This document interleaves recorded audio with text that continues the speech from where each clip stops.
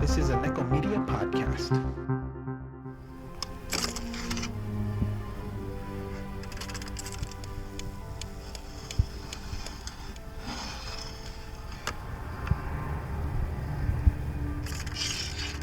What's your pleasure, sir? Meow, bitches! Welcome to the Blood Cave and the season finale of Cinephiles and Cenobites, where two geeks gush over cinema. I'm your host, Annika Pussyfoot, Cinderella Hellborn, mother of Grendel, bringer of chains, fucker of faces, full-time soul breaker, dog raper, cheese-tasting hobbyist, Dan Stevens enthusiast, and eggnogaholic. Don't forget Bone Dragon Wang Banger. And banger of dragons. I feel like that was encompassed under Bone Dragon. Let me finish, fuckers. This is episode 16, Untitled Murder Project. Now what else you got? Burrito Lover. Taco Supreme. Steak Gordita. Chick case with side guac. Now you're just naming foods. Introduce yourself, bitches. Mox at villainous_kind.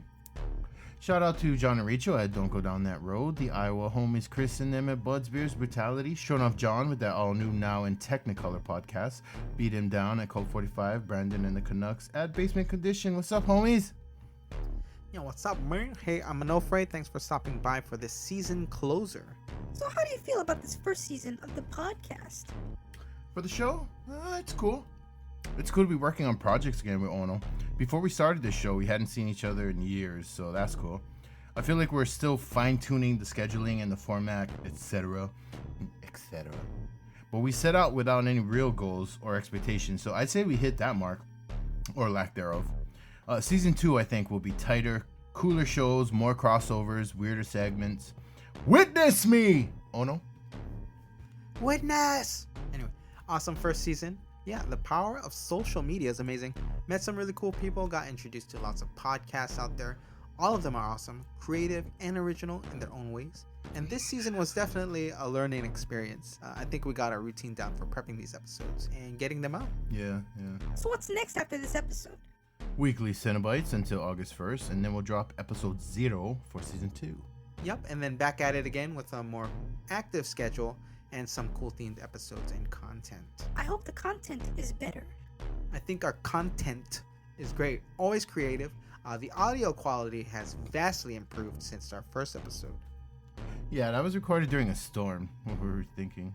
We spent like 2 months just prepping the first episode alone, and then that happened. That's on us, though. So what do we have on this /tag configuration? One of the more anticipated films, for me personally, to come out this year, Alien Covenant. You're a nerd.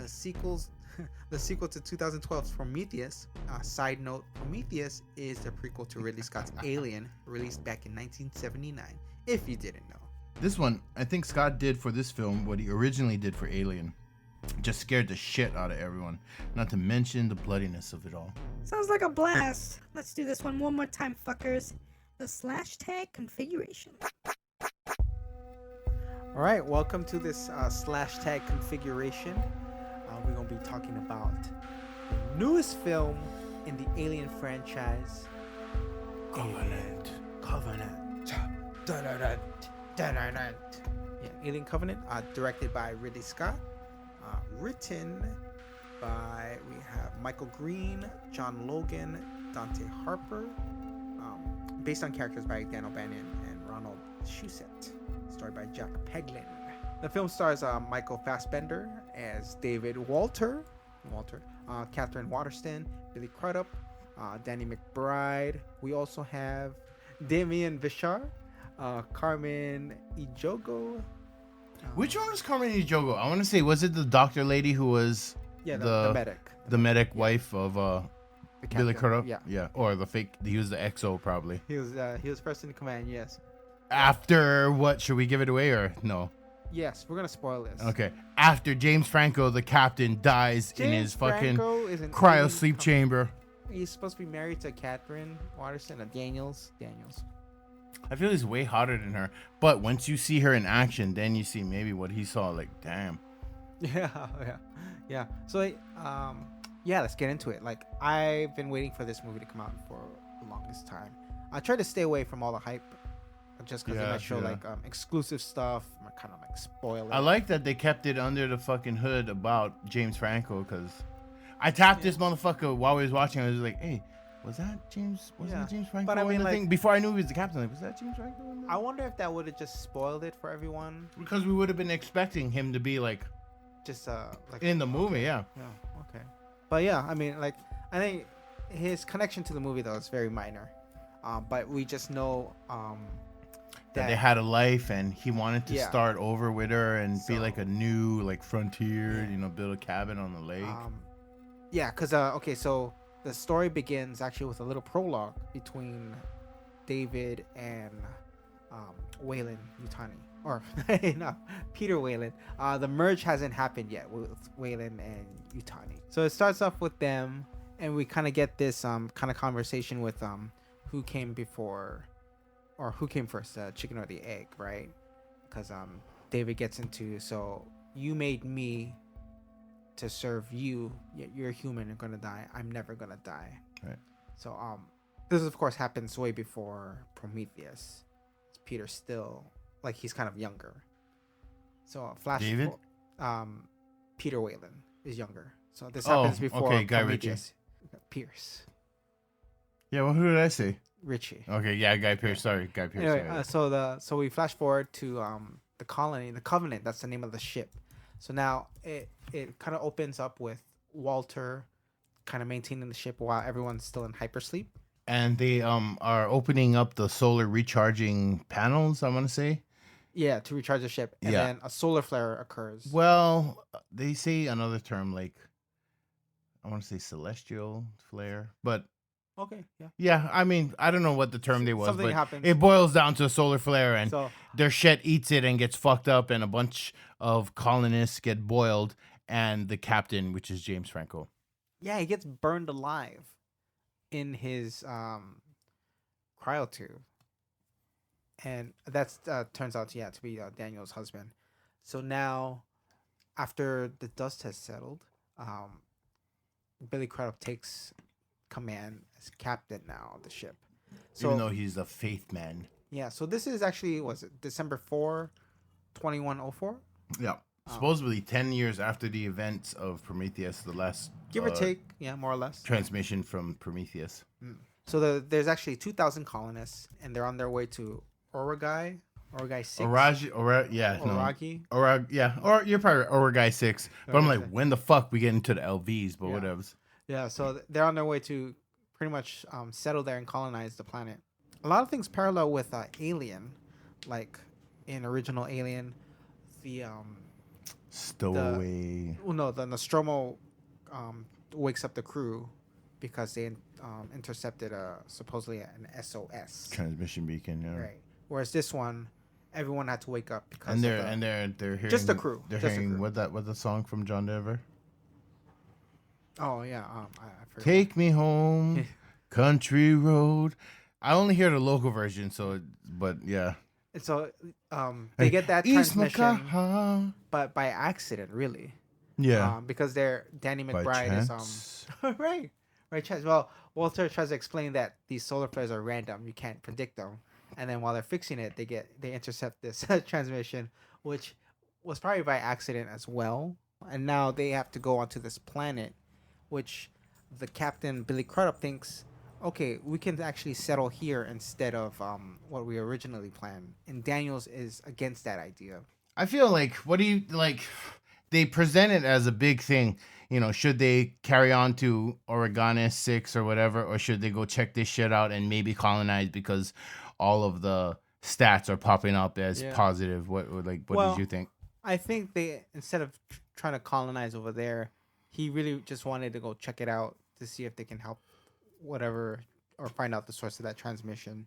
And then when they landed, he's like, okay, we can. Looks good. Yeah. Instead of having to travel 7 more cycles. And nobody wanted to get back into the cryogenic, hypersleep pods because it burned up the captain and like almost 50 fucking colonists. Yeah, I think it's probably traumatizing. But I mean, in retrospect, though, right?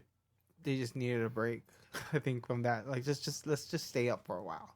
But then, they get on the planet, and now we get into the shit where the guy, he doesn't inhale these spores. They actually Like, to me, that's even more deadly. Like, but that shows the engineers knew how to do it better than David.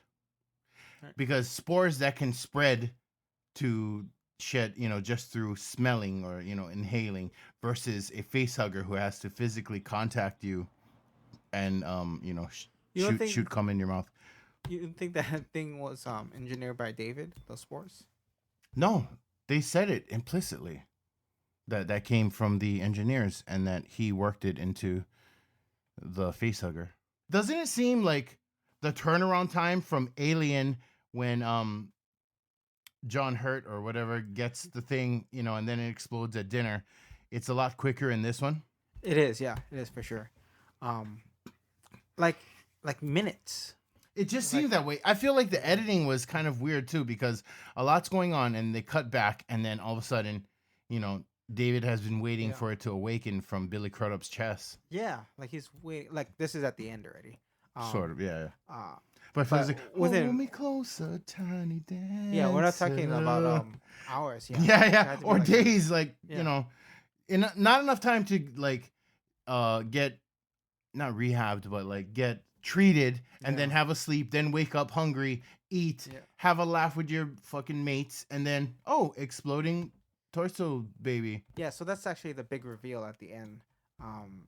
We find out that these eggs were Engineered by David, by David. the cybernetic organism.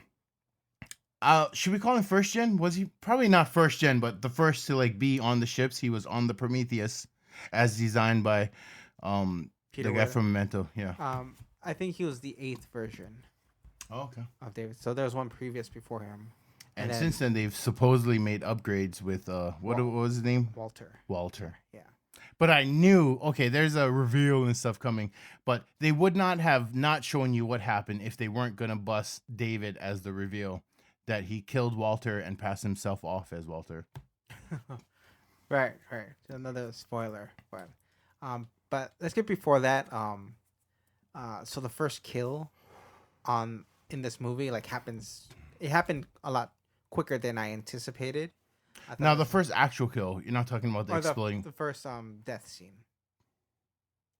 not the exploding of the thing, but the Oh yeah, the first alien burster. right. Yeah. So that happened because it went through his ear, right? And these spores are like have a life of its own. Like they actually got together like on a They microscopic formed level. catalysts, yeah. They injected himself. Guys, whatever that guy's ear as he was His ear. smoking cigarette. Yeah. And then it's weird because then this xenomorph comes out through the back. So this isn't the xenomorph that David engineered. This is the original one. The original, yeah. Yeah. Which Ono is saying he thinks David might have engineered, but I'm thinking that the story explained it that it was already engineered as spore level to kill the human race and whatever else the engineers had engineered, a la the human race. But anyways, yeah. Another spoiler alert. So we already said that David's in the movie, right? Yeah, So, yeah, as Walter or No. the character David. Yeah, So the there's character, yeah. David and Walter. So we find the original ship that brought that The engineer ship or whatever. that Elizabeth Shaw and David took at the end of He, Prometheus. yeah, Numi Rapace at the end of they were on what LV something and they escaped at the end of Prometheus. Yeah. And they landed here, which is like, is this the home planet or this is a colonized planet of the engineers? I think at the end they knew the coordinates to the home planet. So I think this is engineer home planet right here. The one we were on? Yeah, in Covenant. Oh shit, and they fucked that shit up. But Yeah. anyways, yeah. Yeah. I feel this movie either should have been 90 minutes or 3 hours because they kind of teeter on the brink in the middle of giving us a humongous backstory, but then taking that away from us. So, the action and the deaths are sparsed out and then intense. So either they should have spread it out more to give us a more feel of the entire story, or they should have just made it a kill movie. Yeah, I think they wanted to improve from previous Prometheus, so add more kind of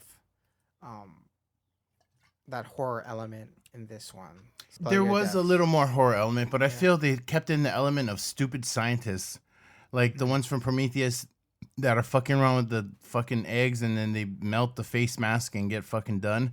Well, there's some stupid scientists here that panic and just totally blow up the spot. Just so irritating. The one that panicked was a pilot.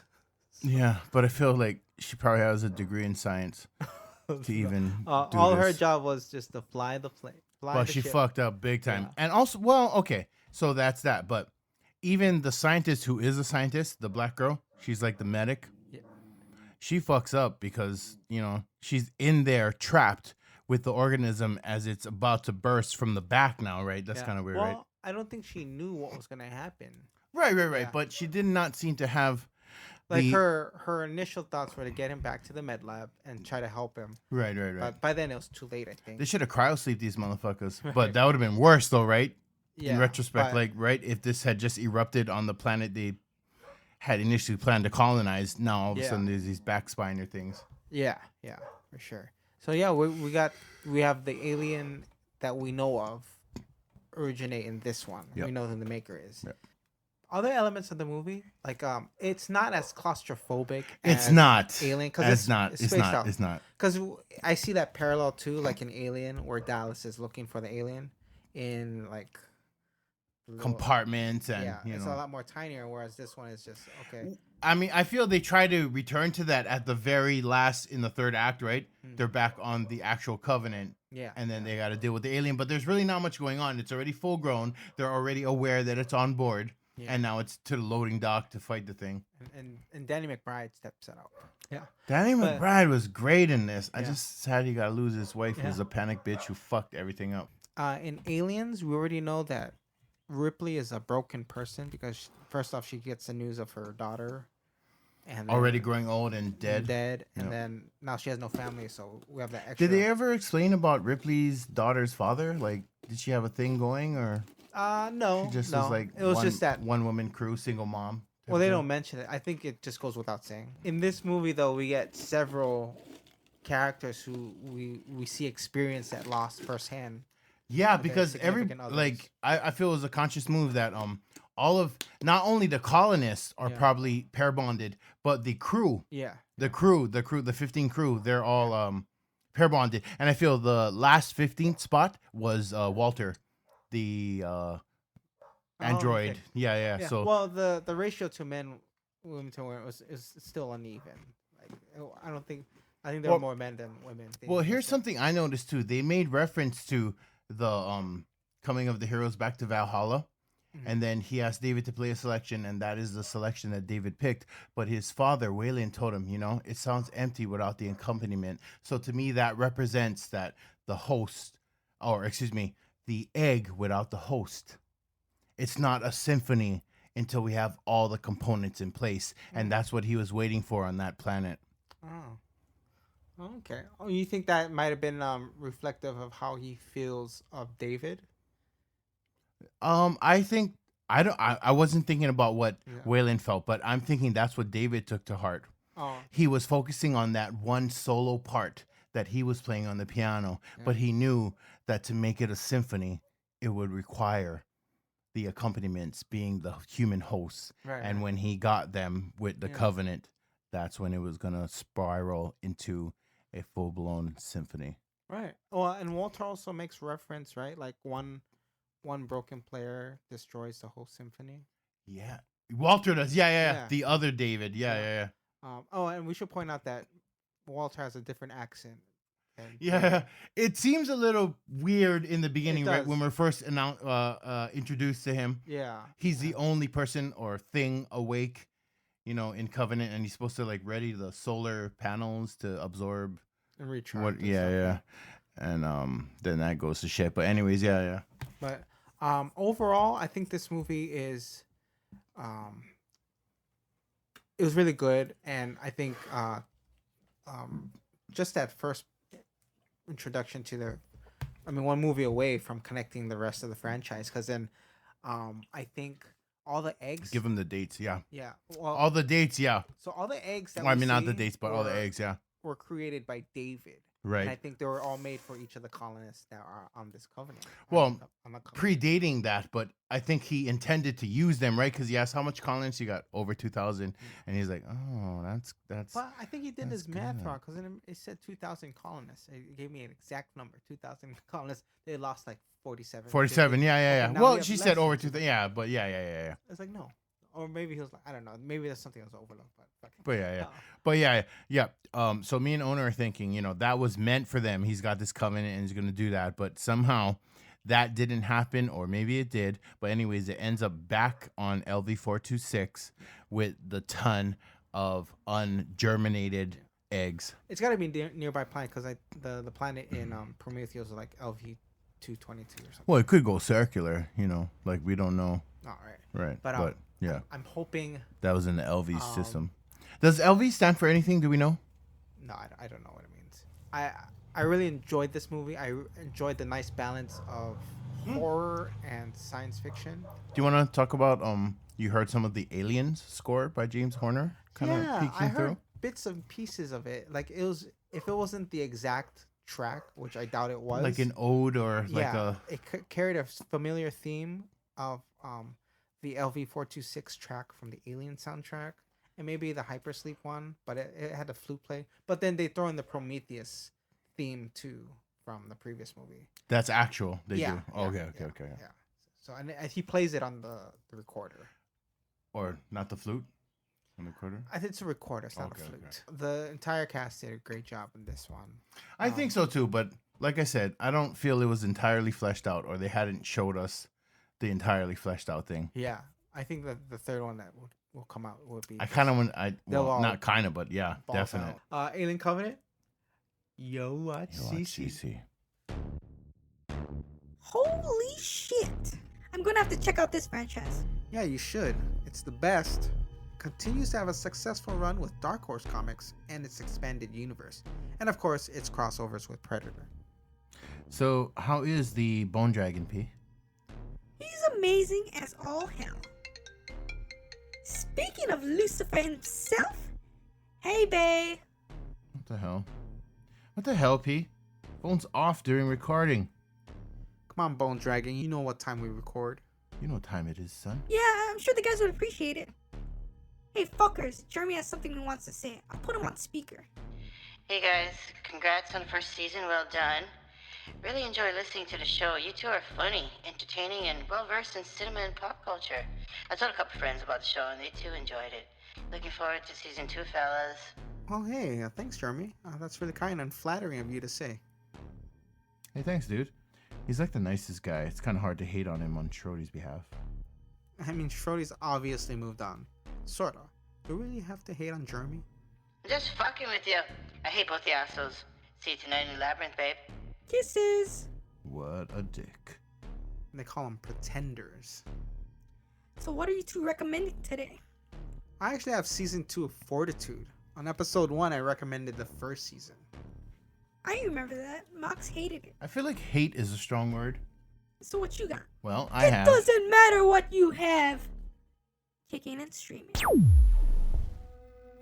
Alright, for this kicking and streaming, I have the Amazon Prime original, Fortitude, season 2. I think season 1 was a hit, and then Amazon acquired season 2 after it did its premiere run in the UK. I would have definitely purchased this, so even if it wasn't on Prime, that's how awesome this show is. How much does it cost to purchase a season of an Amazon original? I guess you don't have to purchase it, or unless you subscribe, but I think if you're not subscribed, if you don't have Prime, Like if you were to buy it off iTunes or wherever else, like, because I know they're trying to charge like Walking Dead is like 30 something bucks. I'd say maybe 20, 25 range. Maybe $2 an episode. And that's the HD or that's just standard? Or That might be either standard. or? Either or, yeah. I think if it's HD, that might be $1 more. Oh, okay. And season 2 is equally awesome, if not better than the first season. But this time, Really? the dynamic has changed a bit. So I described season 1 as like Melrose Place meets Helix. If it gets cold, people get closer. Lots of infidelity with thrilling crime story subplots. And since the events of season 1, it has definitely had a negative effect on the town and its people. A downward kind of effect. Now, when it gets No cold, hotel. right, it's depressing, and people turn to the drink to keep them warm. And Black Death Metal. Yeah. Fortitude is certainly not a town that has had murders before, like happening left and right with dead bodies coming about more often than before. And with the amount of tragedy piling up at such a quick pace, that firewater may be the only remedy to accommodate such a high level of distress. People are drinking on the job, off the job, in the morning, at breakfast. Now we have drugs on the show, right? And not only that, we have hallucinogens in the form of reindeer piss. Oh. Yeah, so it's called reindeer juice or mucimol. Jungle juice. Yeah, where reindeers consume mushrooms, and I guess a certain kind of mushroom, and their liver breaks it down and separates the toxin from the mushrooms. So they piss this out, and then you drink that. Just think if you smoke weed, you'd be going on a fantastic voyage with Coolio. Now you drink this piss, you'll be hitching a ride on Apollo's chariot to have dinner with Zeus on Olympus. That's how strong it is. A Greek. Do you know if reference. this is real or just within the universe of the story? Because I'm like, you should look online and get some reindeer juice. I think this is for real. Like, yeah, I looked it up. On eBay. All right. Yeah. Season 2, get ready for the riff track while we're on reindeer juice. But, this is a minor subplot in Fortitude's storyline, but supports the heavy supernatural theme that now covers the town of Fortitude. It's like True Blood meets CSI now. And I ain't talking vampires, but now we have shamans, witchery type stuff, superstitious practices that are questionable, that science may not even be able to answer. Season 2 is taking that kind of dynamic, which brings more graphic scenes, definitely bloodier, but also good drama and thrilling subplots. And just like the first season, mysterious killings are occurring once more. Dead bodies are being found. The whole season is focused again on finding out who is killing these people, why, and how do we stop it before it's too late. The story gets a little complex though, in that science and the supernatural collide with one another. One side justifies these killings, the other is trying to stop it, but the methods are questionable. Ethics, morality, and even politics have an influence on the final outcome here. And the storyline branches out even a little farther than before. We have a nearby town on the other side of the pond, the Russians. The inclusion of this town's history is shown in the flashback back to the 1940s, and that opens up season 2. We also have a new characters introduced that were supposedly already living in Fortitude in season 1, like Dennis Quaid's character, Michael Lennox, who also happens to be PC Ingrid's father. She's one of the police officers. Or He lives on a deputy. boat or something, yeah? He's a fisherman. Yeah. And we're also introduced to her whole family who's been living there for like the longest time. I thought Fortitude was like a fairly new town, like maybe there for like 5 years or so, because every household looks like it was furnished with IKEA furniture. But it's all the new stuff, right? So other key and supportive characters are back, like Sienna Gilroy as Natalie Yelburton, Luke Treadaway as Vincent Rattery. There are a couple now. We also have Mia Jackson as Ingrid, Alexandra Moen as Petra, Bjorn Hilner Haraldsson as Eric Odegaard, and That's Sophie. Nordic as fuck. Yeah, right. Sophie Grabel as Governor Hilder Odegaard, his wife. For this season, she let her hair grow out, and she sports a bun from time to time. It's very attractive. Nice. Other characters I won't mention because it's a surprise. But some Big characters surprises. who did die in season 1 were replaced, like Jessica Gunning's character, Shirley Allardyce. She was the shopkeeper or the cashier. Marcus. Now they're going full-blown Asian, right? Yes, I'll get to that in a bit. We have Marcus Huskalip, played by Darren Boyd. That was the boyfriend, the teacher, the enabler, right?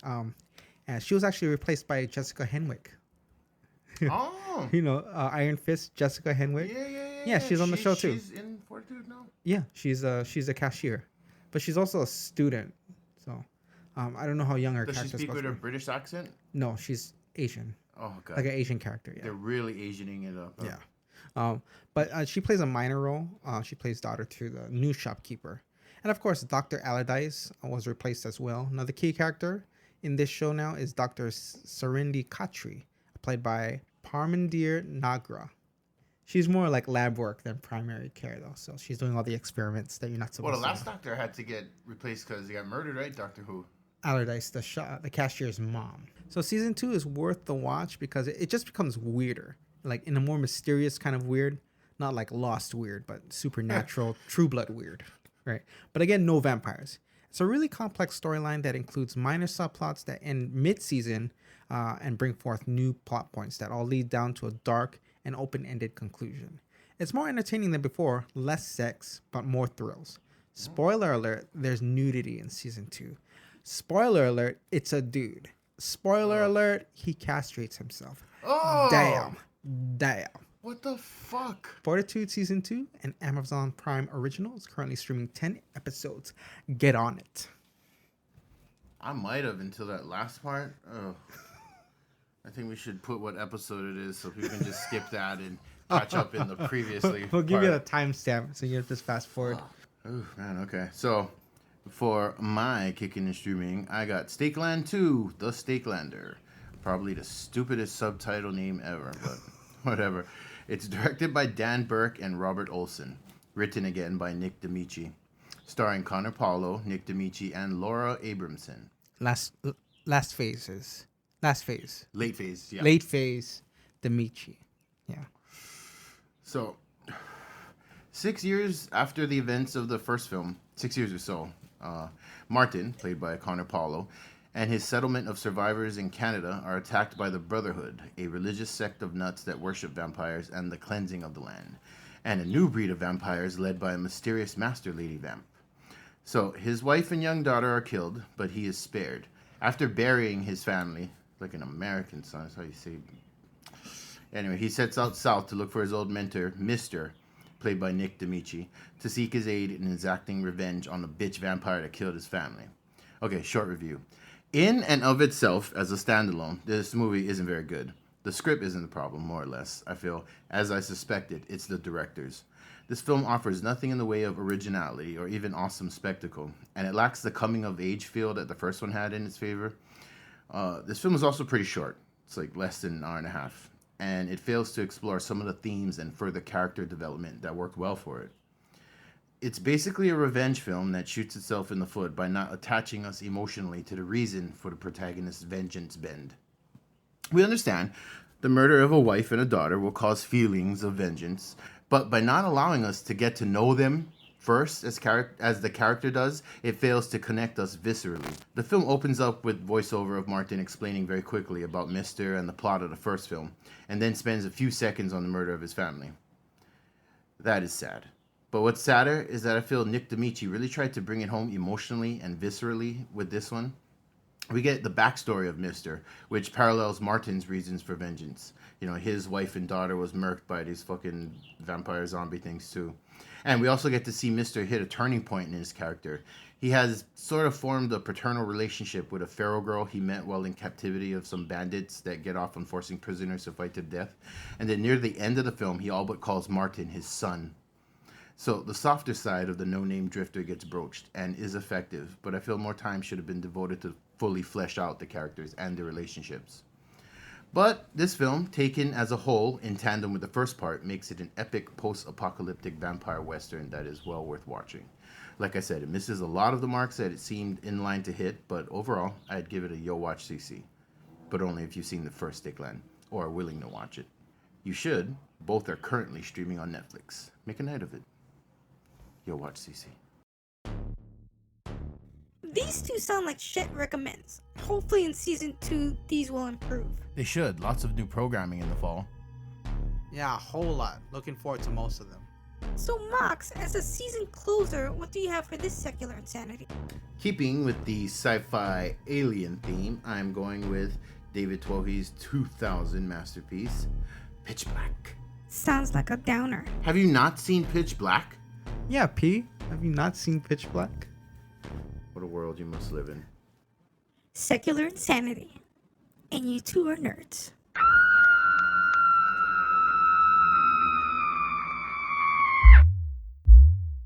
Okay, so Pitch Black, directed by David Twohy, written by David Twohy and Jim and Ken Wheat. A commercial space vessel carrying cargo, passengers, and one wanted murderer is hit by a meteor shower, causing it to crash on a nearby planet. On the planet, the survivors discover that the wasteland is plagued by horrific creatures that run free during an eclipse every 22 years. I know, the plot sounds super stupid and B-movie as fuck. Well, here's what Jaws sounds like. A huge great white shark terrorizes residents and tourists in a New England summertime town. Here's Alien. In space, a mining vessel responds to a distress beacon on an uncharted planet and unwittingly allow an alien onto their ship. So that's that. I mean, if you haven't seen Pitch Black, I don't know what to tell you, besides the fact that you are missing an awesome genre-defying movie with great characters and an iconic anti-hero. I referenced Jaws and Alien because they too were genre fare, second-tier fodder elevated in status and execution by excellent directors. And while I feel David Twohy is nowhere near the cinemaestro as Steven Spielberg or Ridley Scott, he delivers a far richer emotional landscape and character arcs with his presentation of Pitch Black. The film's title is also apt as fuck. Pitch Black not only refers to the literal, physical situations the characters find themselves in, but it refers to the way the characters are unfolded to the audience, as if our eyes are slowly opening. From complete darkness and unknowing, slowly by slowly the light creeps in and things become clearer, and we realize what we think or thought is not what is actual. We think Johns, the bounty hunter, is a good guy, and Riddick is the villain, and to some extent they both are, but in this vacuum of absolutes and easy reference labels, we see, through behavior and choices, which are beliefs in action, that there is more going on here than just a creature feature. Riddick is a murderer and an outlaw, and Johns does spend his life chasing and catching people of the worst kind, and Fry, played excellently by Rhoda Mitchell, who I love, is frail and cowardly at her worst. But like actual human beings in actual life, they are more than just one-dimensional. Fry is plagued and ashamed by her split-second decision in the opening of the film, where she tries to jettison the passengers to lighten the ship's load in an attempt to save herself. And we see her struggling with it, and we see her evolve into her best self, ultimately sacrificing her life while attempting to save Riddick's in the end. And Johns, the interstellar bounty hunter, an all-American wholesome-looking dude, well, he's a drug addict who at his worst is willing to kill a young girl and use her corpse as a distraction so he can escape. Finally, there's Riddick, Richard B., who has lived in darkness his whole life, whose eyes he had surgically altered so as to better see in that darkness. Well, he secretly longs to live in the light, and when Fry sees who he truly is when her eyes are opened, she begs him to be who he truly is, to find the strength to transcend his darkness because he is needed. He is necessary. And when forced with that choice, we see Riddick choose to be a hero, or the hero in this case. And all of that within a story about blind desert monsters. You will rarely see that kind of depth of character in a genre film. Neither Ripley nor Chief Brody had that kind of depth or breadth, mostly because Alien and Jaws are true genre films and inherently lack the scope for that kind of complexity. But Pitch Black allows for this kind of arc and reversals because despite being a genre-heavy survival film, this story is character-driven. You know, like The Walking Dead, the monsters here, they're definitely a problem, but they're not the point. You know, if we want to get weird, we can think of the story like this. We start off in space as one thing, whatever we are now, our conscious selves. And we land, or crash, into the shrouded abyss crawling with monsters, our subconscious. So we find out who we truly are, and if we make it out of there, back to space, back to our conscious minds, we're something different, something transcendent. And that should basically be the underlying template for every story ever told, according to Campbell and other scholars. But I'm just a super fan of how they were able to accomplish that within the frame of this sci-fi horror. Side note, I also feel Koreans transcend genre films very well, but they have a tendency to lay the melodrama on pretty thick. Anyway, check this out if you haven't already. It's on Cinemax right now, and it's definitely worth the watch and the addition to your collection. Yo watch CC. Why do we even listen? Oh no, I hope your film is at least more tolerable. Your face is more tolerable. The short film I have is another film I contributed to on Kickstarter. Actually, most of the films I have reviewed on here were all shorts that I pledged to on Kickstarter. This one was one of my favorites, though. The Book of Joe. Real. I was going to say that. You have a thing for Kickstarter shorts, huh? How much do these shorts manage to raise in crowdfunds? Quite a bit, actually. I think what counts most for a good campaign is a good pledge video and awesome incentives. The most I've seen a project make that I contributed to was more than $5 million. For a short? No, this was for Mystery Science Theater. The one that's campaign on Netflix now? Yeah. You contributed to that? Yeah. So you're welcome, America. Way to go, nerd. Yeah. But for an independent short, I've seen successful campaigns add up to 21,000, and that was for the short Prospect that I talked on episode 9. That one raised $21,000. Get some money from crowdfund. Is the short film on this episode about coffee? I think that's A Cup of Joe you're thinking of. Yeah, no, this is actually about the end of the world, an alien invasion. And I think the most memorable part of the show is an exploding horse. And Jesus makes an appearance. And people actually contributed to this film? Sounds like a disaster. It is a global disaster. The shortest straw.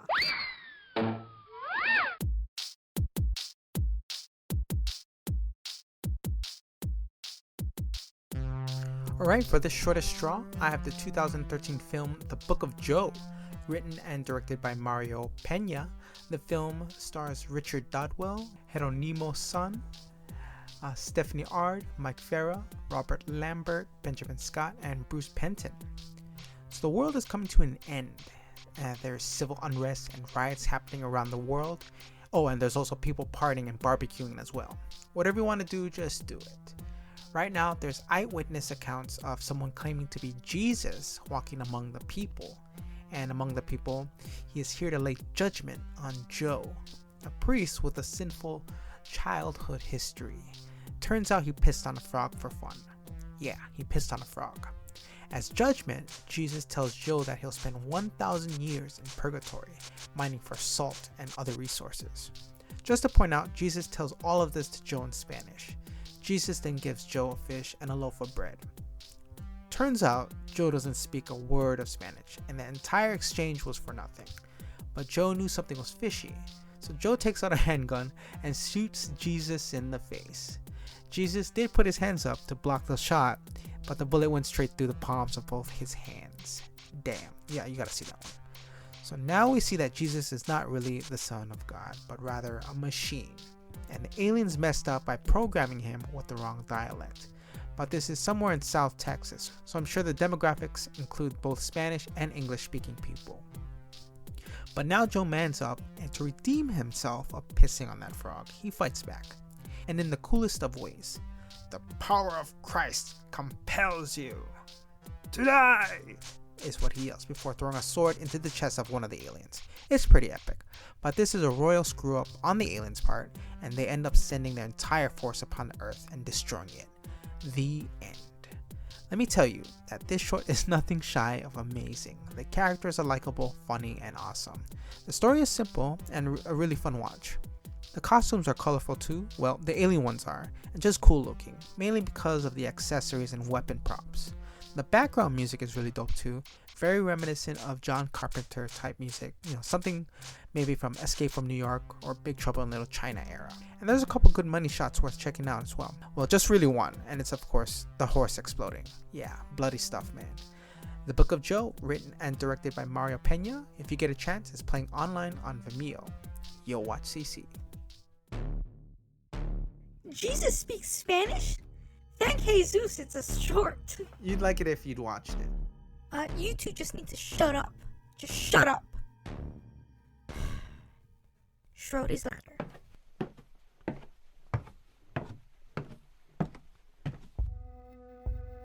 Alright, for the Schrody's ladder, well, this is a fun one.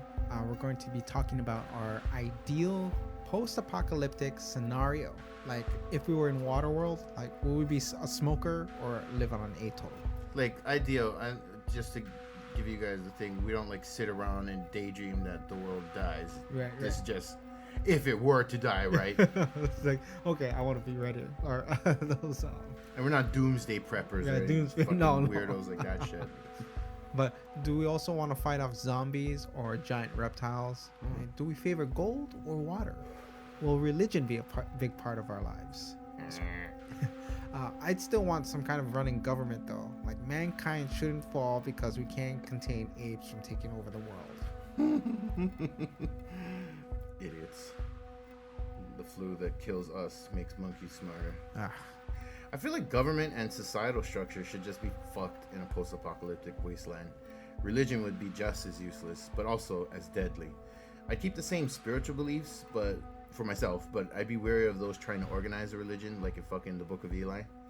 Religion is one of the worst weapons humanity has ever created, so I'd be glad to see those big three things fall, if the road had to end. Personally, I'm okay with sacrificing freedom for the illusion of safety. It's just easier that way. But if shit is gonna burn anyways, Burn, motherfucker, burn. Dear Lord. All right. So I'm going to shoot Mox a series of questions, and he'll pick whatever choices I give him. We'll touch base on geographical locations, equipment, weather conditions, natural or supernatural predators, weapons, supplies, and ideal modes of transportation. And Owen will give me his 2 cents, and we'll tally up our answers and see if it's already been made into a movie. So, ideal post-apocalyptic scenarios. We want to live, but we won't because none of it is real. Go! All right. So would you rather be living on land or in the middle of the ocean, like Waterworld? No land in sight. Yeah, fuck that. Easily land. Preferably on a beach. Fuck sharks and seawater and seafaring in general. Fuck all that. Yeah, I dealing with no whales or anything. Yeah, I take my chances on land as well.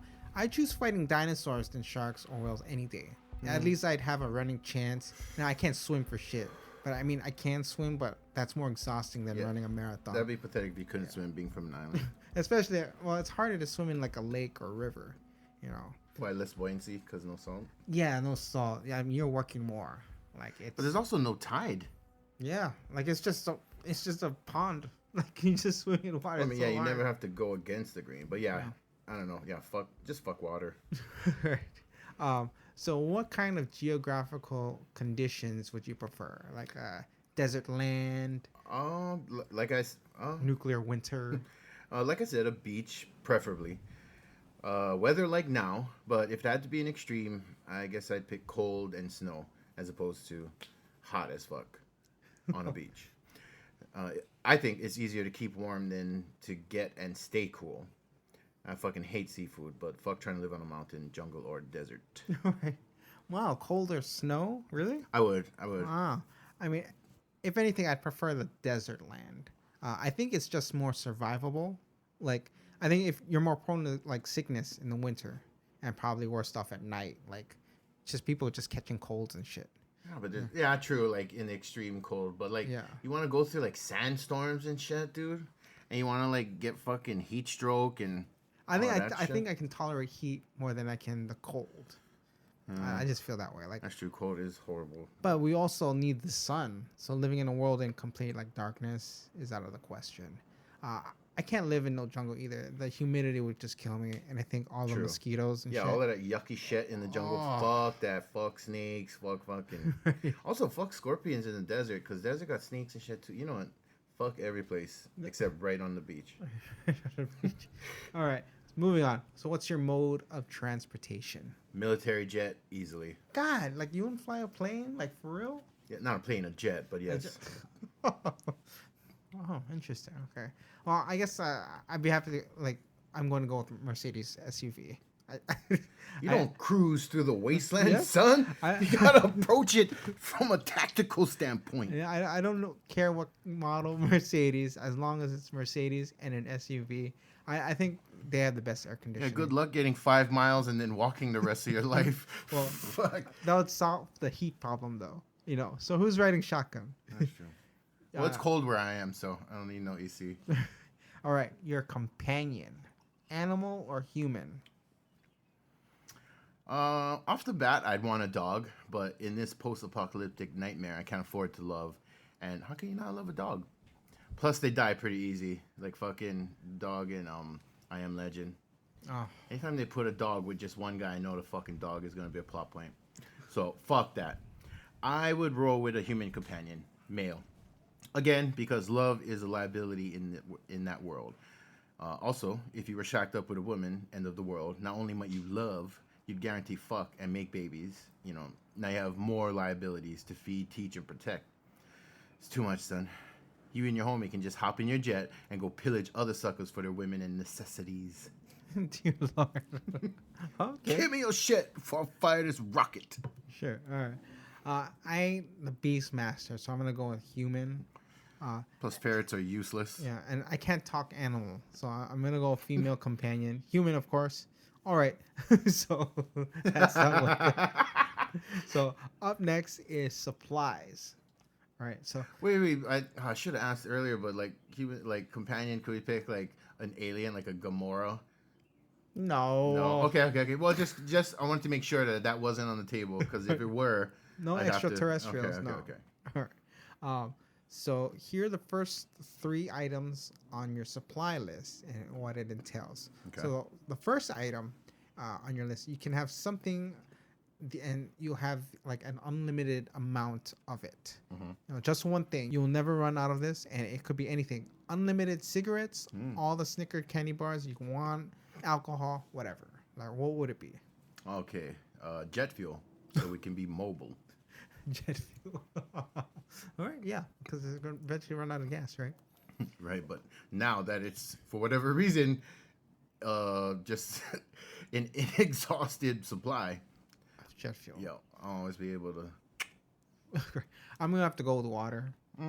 Yeah, That's a good one, but like I'd look for camps like you with. Oh, you got another ending water? Give me your water for fucking blow you guys up. I mean, like I've seen the Mad Max movies. That's you know. true. That actually would be the most precious commodity in in the end of the world. Yeah, I've seen with what not having water will do to a person. You can survive longer on water and no food than no water and only food. You know? Yeah, something like what, fucking 3 days without water, you toast.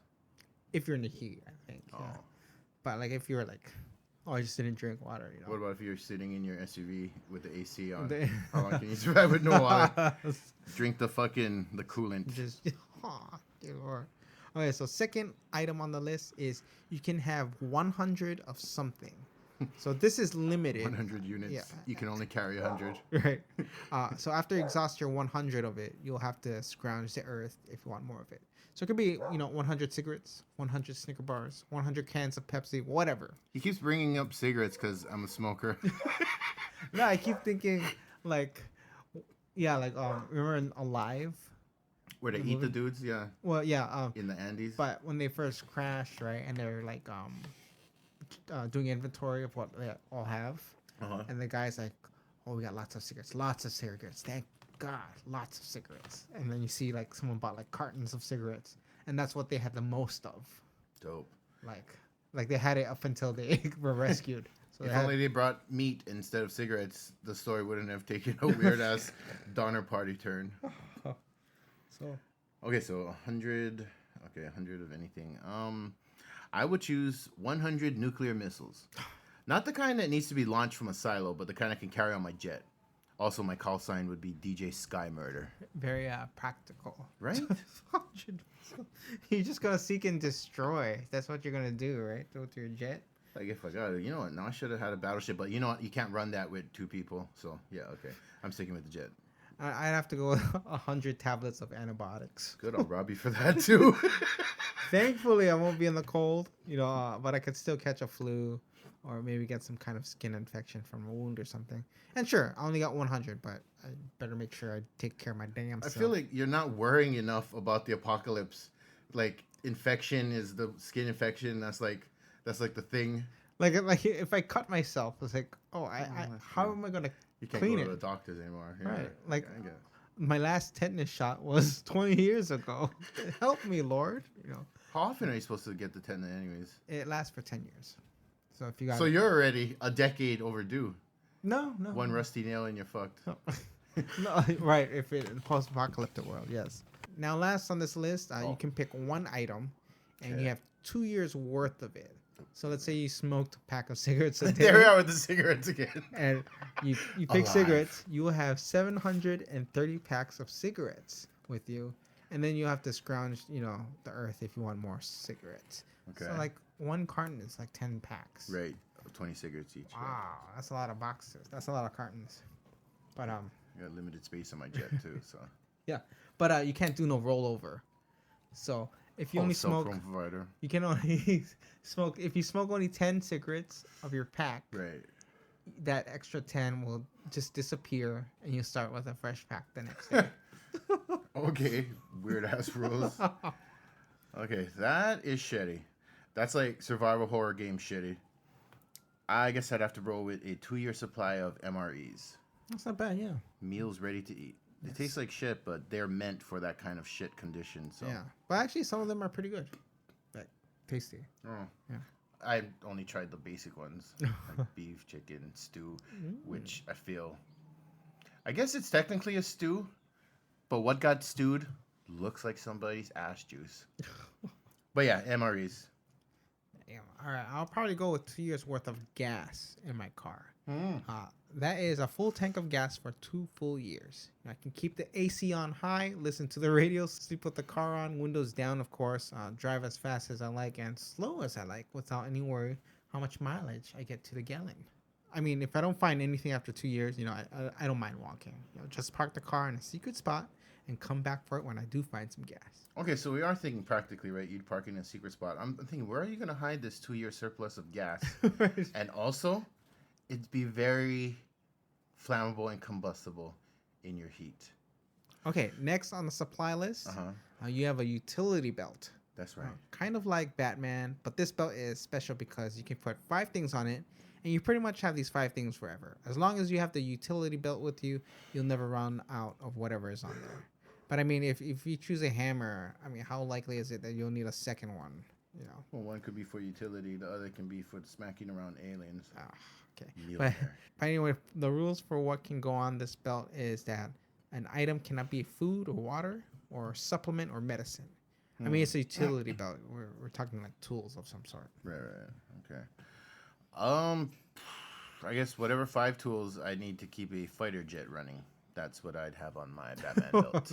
A hammer, Phillips screwdriver. Yeah. All the classics, I guess. But the jet plane equivalent. All right. So my 5 items, I guess I go duct tape, road flares, matches, a flashlight, and a compact shovel. Like I said, rape kit. Yeah. All right. Now on to weapons. Yeah.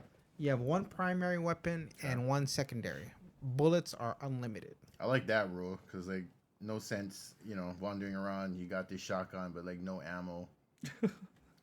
For my primary weapon, the 20 millimeter Gatling guns on my jet. For the secondary, probably like a M4 or other such assault rifle capable of full auto because I don't like aiming. It helps, though. It helps. I guess for my primary weapon, I'll just take a handgun, a Beretta, and as a secondary, a machete. Ooh, machete. Nothing too flashy, but scary and a bit powerful. The handgun. I'll probably never use the machete, only when like cutting carrots or something.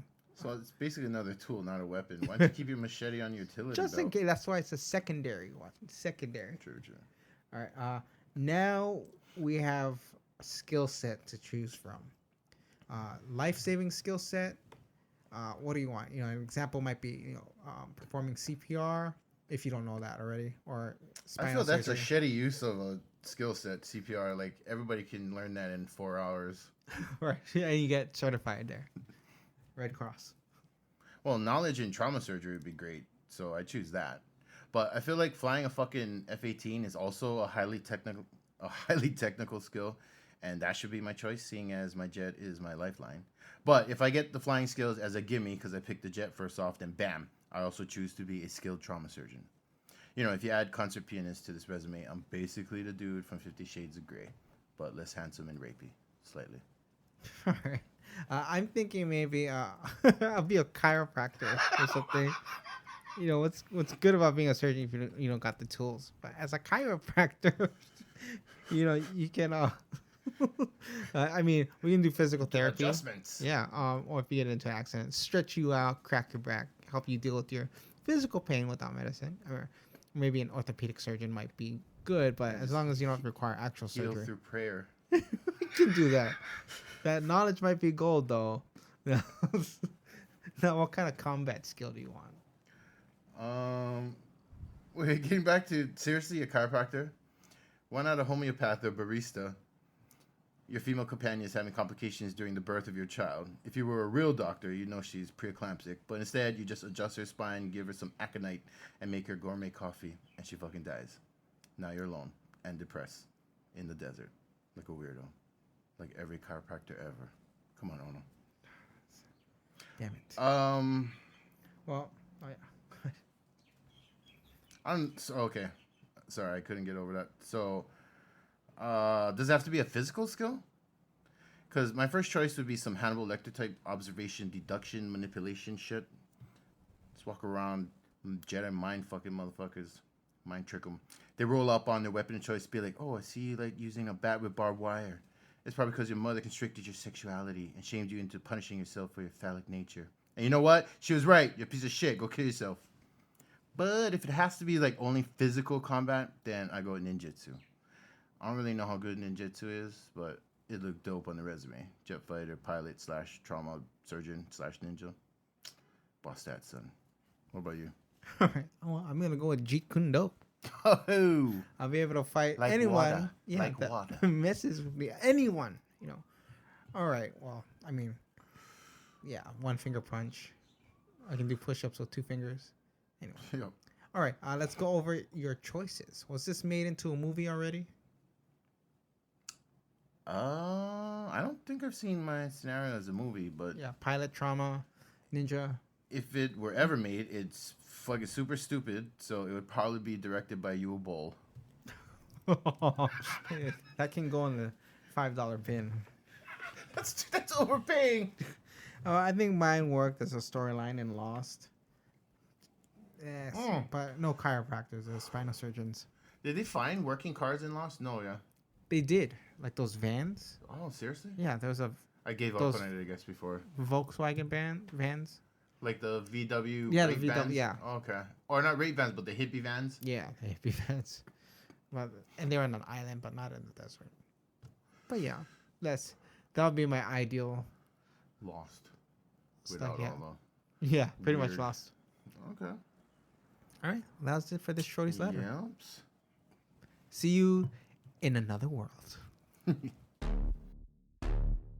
That was weird, and creepy, and thrilling, and boring, all at the same time. You should work in marketing. I know, I'm hungry. I'm gonna need some din din.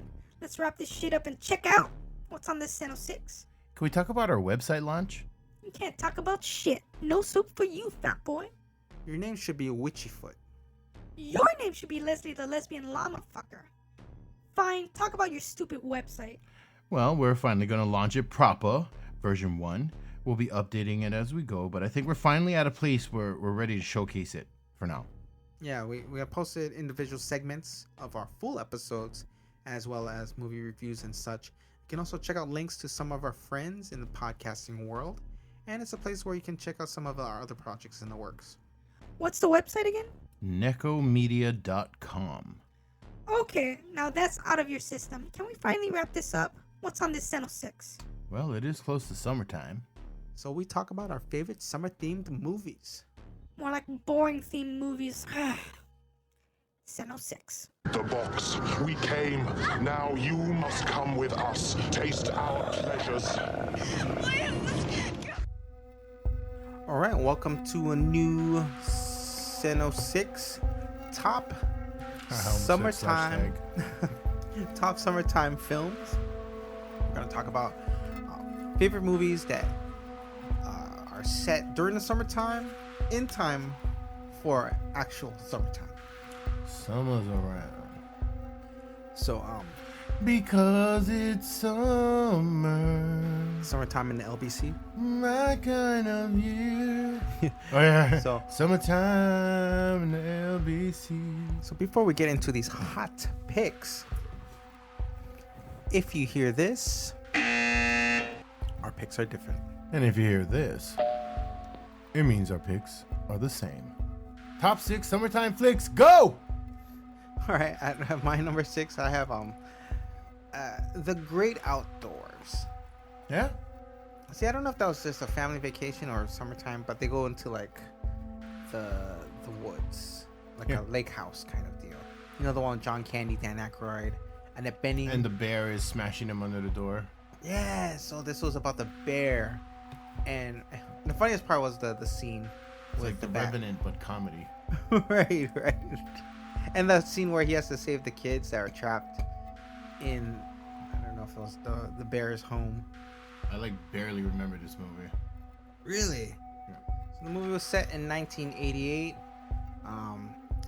Let's see. I had a mad crush on Lucy Deakins. No idea. Oh, she was the girl that one guy fell in love with. The girl all the bad guys want. But I don't know what else movie she was in. Probably nothing. Oh, I think she was the one in No, I was gonna say the one in Honey I Shrunk the Kids, but no, that's not. She was nice. But The Great Outdoors. One of my other favorite scenes is the part where John Candy eats that steak. It was totally like you don't remember this movie at all. But in Great Outdoors, they had a challenge where it's like a big ass steak, and John Candy had to finish it. And like they'll totally like he'll take breaks and then check his heart or like because he's I don't remember that at all. yeah. When like the kid like he had to meet up with the girl and he had to stick around for this freaking Steak challenge. Yeah. But I think there's a myth with the bear too. Like there's this bear that roamed the area and they actually shot the bear in the ass. And like Yeah. That sounds familiar. the bear was like pretty much bare ass in this one. My number 6 is The Birdcage. Surprisingly, I actually like this movie, and then I found out it takes place during the summer. Oh, because the son is just home. Because he just recently got engaged, right? Right. He has to tell To Robin Callista Williams. Flockhart. Yes, yeah. And the dad is Gene Hackman, right? Of Callista Flockhart, yep. This was a good movie. Azari, or what's his name? Hank Azaria. He's so he's hilarious. funny. Oh He's my hilarious. god, he's the best in this one. I really love this character. Number 5. My number 5 goes to One Crazy Summer. Oh, that's a good one. Demi I just remember Moore. Godzilla. Right, John Cusack. Yeah. And like Bobcat. Goldwyn? Well, he was Godzilla, right? He got stuck in the suit. I think so, He's yeah. like, "Ah!" Yeah. And the thing with the boat at the end, they called the boat basically the boat. animal. Right. This is a very 80s movie. Drive-in Okay. classic. Yeah, and there's a drive-in in that movie too. Demi Moore's a struggling musician, rock star, and they just graduated high school, right? And so he's at his It's like the last one before they go off to yeah. community college. And there's like a plain joke where like his uncle, I don't know if it was like Uncle Frank or whatever, but he's like, he has to be like the 5th caller, 25th caller to like win money. And like the running joke is he keeps missing or he keeps getting hurt because of it. And then when he finally gets through, he gets cut off because like he got disconnected. Oh. And then he ends up blowing up like the the radio Snack bar. station. Oh. Yeah. Whoops. That just made me think of Cam driving snack bar. Oh. Anyway. John Cusack's name is Hoops, but he can't play basketball. He's really kind of, so it's kind of ironic. At all. Yeah. What is that? Lloyd, what is his name? Dobler. Life as a House is my number 5. Have you seen that? Life as a House, no. Anakin before he fucked up Star Wars. Nope. Really? Before Star Wars? Damn. He didn't mess it up. He just made it all dramatic. With shitty acting. Anyway, yeah. That's all I want to say about Life as a House. If you haven't seen it, then go watch it. Or don't. Whatever. Number 4. Number 4 goes to Don't be not sure. Meatballs. Oh, okay. Meatballs, the first one. Yeah. Bill Murray. I saw that recently, and it was freaking hilarious. Like I wish I had like camp counselors like that. Like just, but they weren't like picky. Like they didn't bully any camp kids. Like they're all super cool, but they're like the cool guys. And then, Well, I think basically that's how camp counselors are. But Yeah. I mean, like, I don't know if we would know, being the one weird ass fucking kid, maybe that's the treatment you get. But Bill Murray is just the coolest counselor ever. yep. It spawned like 3 movies, but they all, I think even 4. Meatballs 4. or like three sequels. Oh yeah. Well, yeah. For number 4, I got The Parent Trap, the remake. With Lindsay. Yeah. She was so cute. Who would have known she grew up to be a crack whore? Was that set in the summer? Yeah. They went to camp. Oh. And then they switched. They switched personalities. Well, lives. Lives. Oh, okay. Number 3. Number 3. I have American Pie 2. Hmm? This one was the one I saw in theaters. I remember like freshman year in high school, like everyone's like, "Did you see American Pie? Oh my god!" And like, American Pie was dope. I saw that in theaters. The first one, not the second one. and then the hype for the second one was It was big. It was overly hyped because when we Yeah. watched it, it was kind of some parts were like dumb It was underwhelming, yeah, and ridiculous, yeah. and Like everybody, all of you guys got a kiss or something. Like, but in that one they get they finish their first year of college, Mm-hmm. and then they rent the a cabin, or not a cabin, but like a beach house. right, because Kevin, right, his brother, they had to get that book. Like, this is what you got to do. Isn't that what's his face? Casey Affleck. Casey Affleck, yes. And then John Cho at the end. He had like a small part, but like it was still funny. Was it with the MILF again? No. It was the two guys. Or New Sulu. All right. Okay. My number 3. Something's gotta give. With Diane Keaton. Yeah. And Keanu. But mostly are they Jack Nicholson. dating In that movie? Yeah. Like a fast one, but just as a detour, because he's super into her and she's trying out new things, even though she's super attracted to the old womanizing Jack Nicholson. Okay. Who's Amanda Peet in that movie? Her daughter, and Jack Nicholson actually gets to their not Martha's Vineyard, but the Hamptons house, because they're supposed to take like a weekend reprieve from their busy lives there, and then they run into her mom and her aunt. Okay. But dope movie, love it. They make crying funny. Oh, terrible. All right. Number 2. North Shore. Of course. You took his stuff. You pound him. You found him. You took his stuff. Hey, you found him. Bro, Vince, you go pound him. He saw Holly. He don't know what Holly means. Bro. He didn't call Holly. No, man. bro. Just off jet. Every scab, bro. Scar for life. God. That's what happens when Chandler, like, learn. if you surf in the swimming pool, it's not the same as surfing in the ocean. Fuck, they should remake North Shore, like, legitimate. They should. Like, it would be a good movie. It would. There's a story there. Like a good, okay, teeny kind of story, but... You think, but like, does the Hui still exist? Like The today? movie all exists, but I think they overplayed it in that one. But they're not like jerks, are they? They can be. They can be. Yeah. But like if you get in their way, right? Yeah, yeah. And if you're a kook, I don't know if that's still a saying, but... Anyways, everybody knows the surf protocol, and Rick broke it. Which is what? Don't... If somebody else is on the wave, you cannot... Oh, okay, right. Yeah. That's Right, kinda everybody knows that. Yeah. That's what happens when you surf in an ocean or in a pool. But see, you think they remade Dibs. it with Blue Crush? That came up in that too, but was with girls. Yeah. And was with... Oh, actually, it kind of was... Kate Bosworth, but like... But Kate she was Bosworth, local this she time, was a though. local Yeah, girl. yeah. Living in Kailua, white girl living in Kailua. Well, was she in Kailua? Because I She feel like totally they was. No, I Yes. think they was Haleiwa. No, you like go down patrol. We go down patrol. No, they was Haleiwa girls. That's which is super And Holly. she worked at Kailua's not that Holly. Ilikai Hotel, right? And That's Townside. what was that one hotel? No, you're talking about the one in Kapolei. Almost Kapolei. Fucking, we get the Auli'i or whatever. Yeah. Aulani. That's a really rich hotel there. That's a super rich hotel, yeah. And that's the one they filmed that, yeah. But yeah, there was local girls, that one. Michelle Rodriguez, Mexican, That's and But she could look local. Like, fuck, how much girls are on there look like that? like, Butch that trained MMA. Yeah, of course. Kind of, sort of, yeah. I actually get plenty of Holly girls that look like Kate Bosworth, too. That- And you think they're Holly, but, they're from Kailua. Come on, man. No, but they're from Haleiwa.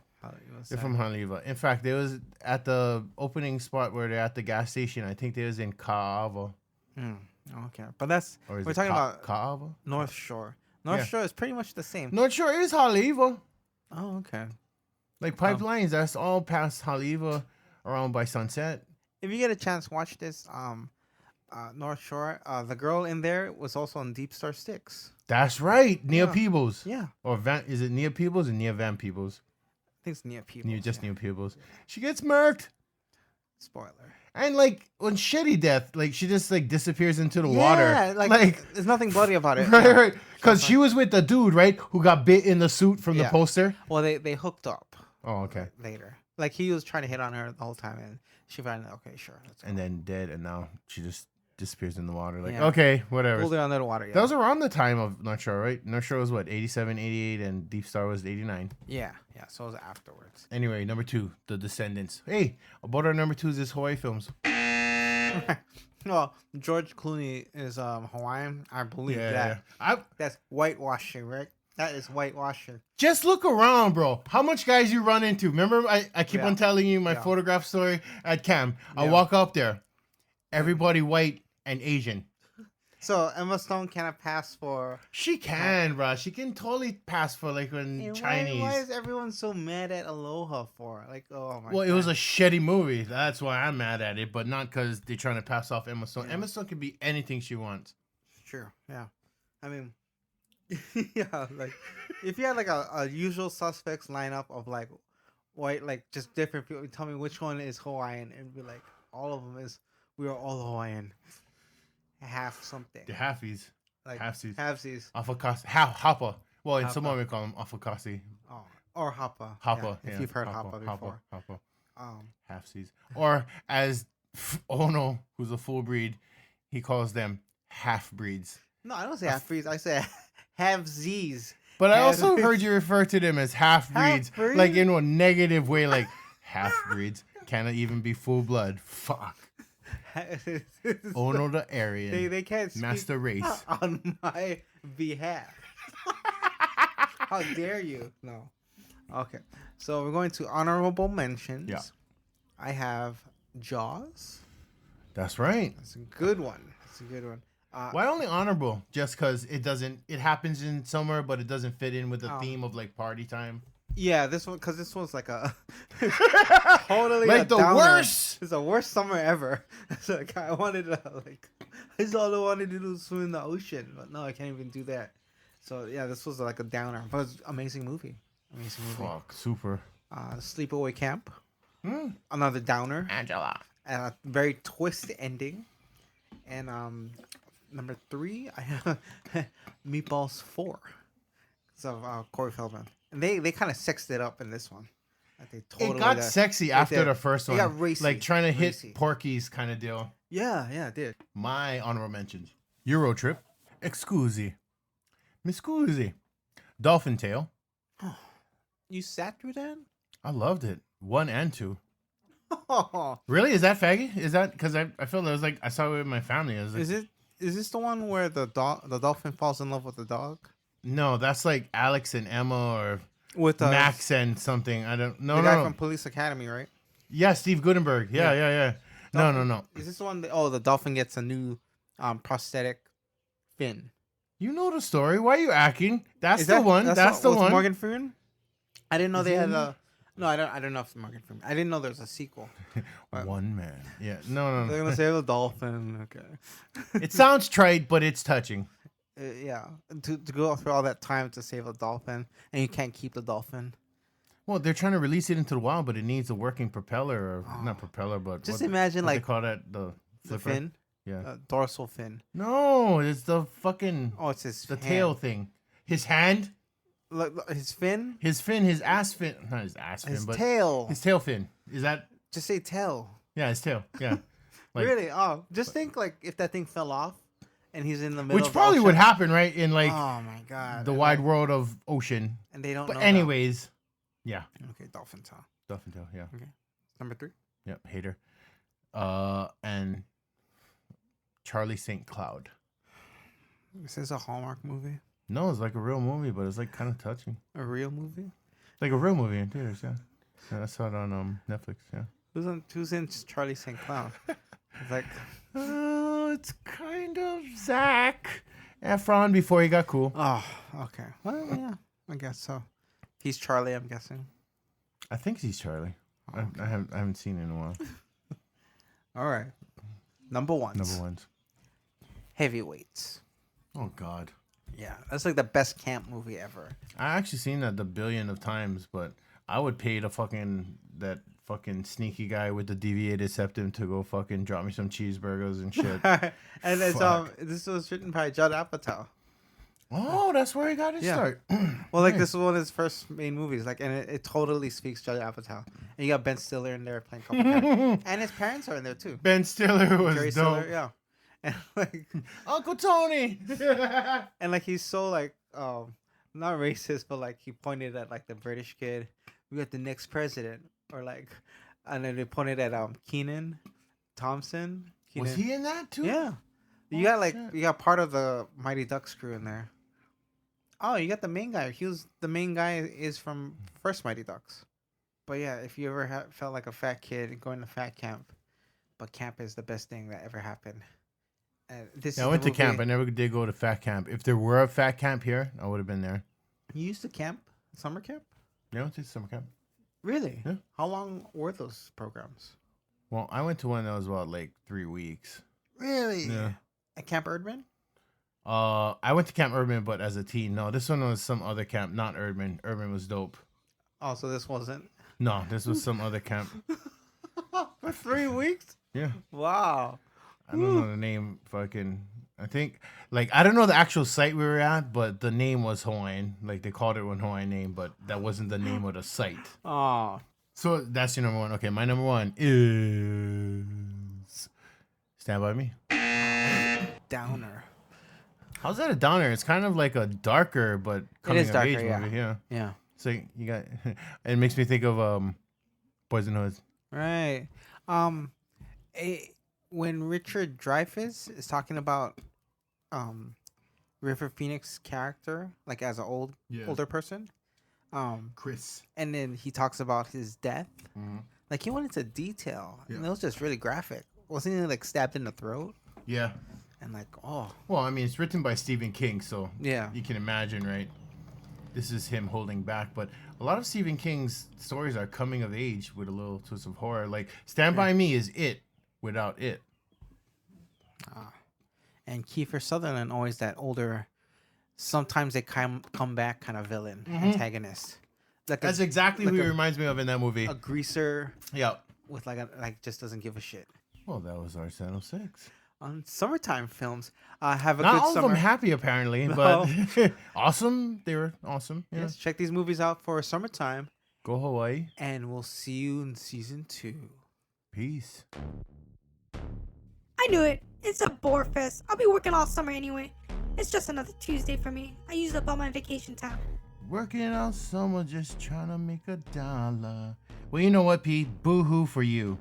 That's what you get for skipping out on us these past couple episodes. And having to work with Schrody, no less. Hey, oh no, you're not a fan of Schrody? Fuck him. Say it loud. Fuck off. Let's close up shop. They got this Mexican restaurant on King Street. Huh? What's it called? The Coffee Can. Coffee Can. Mexican restaurant called the Coffee Can. Well, that's weird.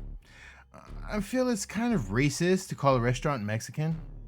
Not if they serve Mexican food. I'm just saying, but do you? You know, if you want to wear sheets and scream at immigrants, that's your deal. Illegal immigrants. Emphasis on the illegal part. Dummies, you're missing the point. It's called the Coffee Can because that's the size of their burritos. Damn! You want to check out that place out for dinner? Why am I not eating it already? Close the show first, fatties. Right. Well, hope you enjoyed this season and its closer. That is it. Season 1 is in the books and archived. But we're still here, releasing Cinebites on the weekly. Please join us every Monday for these single segments until our Season 2 opener in August. Yeah, should be fun. We'll be releasing some music-themed episodes as well, and of course, new movie reviews.